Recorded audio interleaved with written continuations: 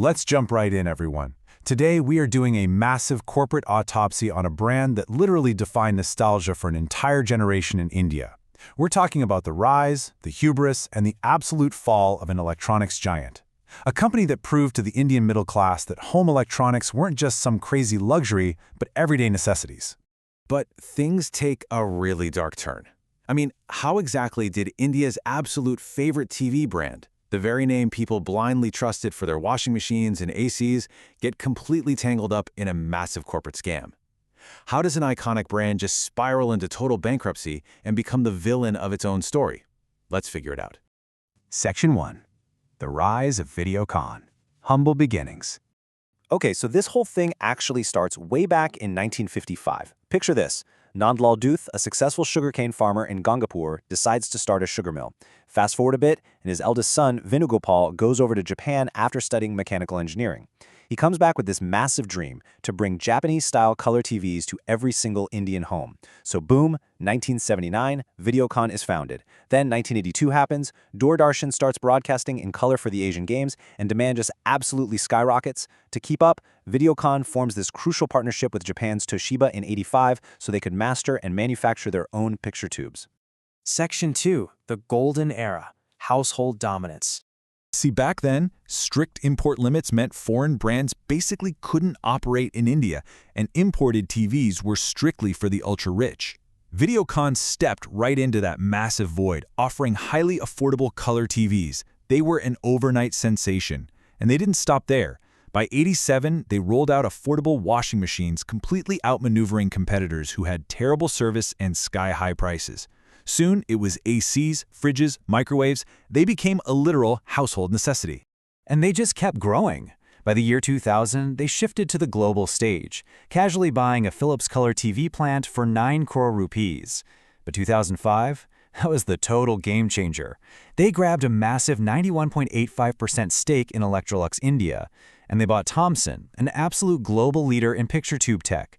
So Videocon evolved from this beloved local favorite into a globally recognized powerhouse operating all over the world. Section 3. Disastrous blind diversification. Dangerous hubris. But here's where the overconfidence kicks in. By 2007, Videocon kind of thought everything they touched would turn to gold. They jumped blindly into the incredibly complex telecom sector. Then in 2009, they went after DTH satellite television. And by 2010, they were making Android smartphones. It's just a massive, unfocused list of highly competitive, capital-intensive sectors that they had absolutely zero expertise in. The first domino to drop was telecom, and the facts here are just brutal. They poured massive investments into spectrum licenses and network setups.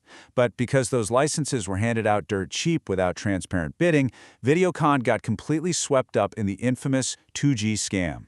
In 2012, the Supreme Court declared it all illegal and canceled their licenses. It was a catastrophic legal and financial wall that wiped out billions and left them totally crippled.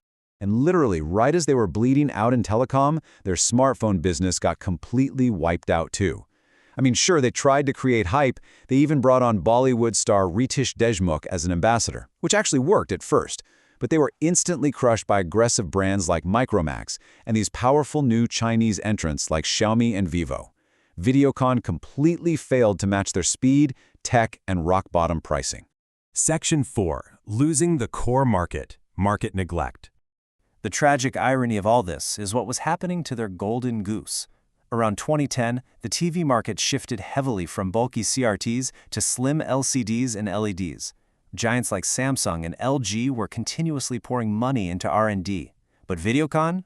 Their money was scattered across a dozen failing side hustles. They stagnated. They stayed stuck in older CRT tech, and virtually overnight, this once trusted household brand looked severely outdated. And this brilliantly illustrates the exact cost of taking your eye off the ball. In December 2015, Videocon posted a net loss of 55 crore rupees.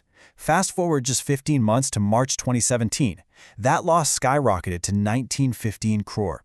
Seriously, that is a 34 times jump in financial losses in just over a year. The core business was totally collapsing under the weight of their own bad choices. Oh, but wait, it gets worse. Remember those unrelated side hustles? Well, back in the 90s, they actually gambled on crude oil extraction in Brazil and Mozambique. Yeah, oil. They expected this massive windfall. Instead, they got barely any oil, abandoned projects, and took on massive bank loans that severely crippled their cash flow. And to top it all off, the Indian government sued them in the Supreme Court, demanding roughly $525 million for unpaid dues. Just a total disaster. Section 5. The ICICI Bank Scam. The Final Blow. Let's trace the money here, because this is the real climax of the story. In 2016, a financial activist named Arvind Gupta blew the whistle. Step 1. ICICI Bank, led by CEO Chanda Kochar, approved a massive 3250 crore rupee loan to the deeply struggling Videocon group. Step 2. Almost immediately after, a Videocon-linked company injected a 64 crore kickback right into New Power Renewables, a firm owned by the ICICI CEO's husband. Step 3. The ED and CBI launched full-scale investigations. This was no longer just a bad loan. It was a massive corporate scam at the very top of India's private banking sector. Right, so insolvency. It's the process where control is stripped from the owners and handed straight to courts and banks due to unpayable debts. Because once this investigation went public, investor trust vanished. Banks refused to lend them another dime. With their debt hitting roughly 900 crore by 2018, the company was forced into insolvency, and the Dhoot family permanently lost the wheel. Section 6. A bankrupt legacy. Financial fallout. Now check out this brutal reality. When the company was finally auctioned off, its true liquidation value was just a tiny fraction of what it owed. The banks that had pumped billions into Videocon, they recovered a measly 4.15% of their money. Almost 96% of their funds completely drowned. This literally stands as one of the most brutal haircuts in the entire history of Indian banking.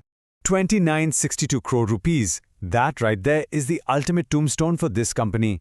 In 2021, Vedanta Group's Twin Star Technologies bought out 13 Videocon Group companies for just that amount.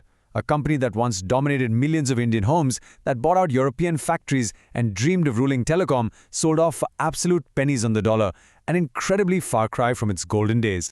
The Videocon name has basically faded away, leaving behind this wild legacy of hubris and scandal. But I want to leave you with this. Do you still have a nostalgic product from this fallen giant sitting somewhere in your home right now? It really makes you think, doesn't it? How can immense consumer trust, built over decades of hard work, be so utterly destroyed? Thank you so much for joining me on this explainer today. I hope it gave you some real insight into this crazy story. Keep learning, and I'll catch you in the next one.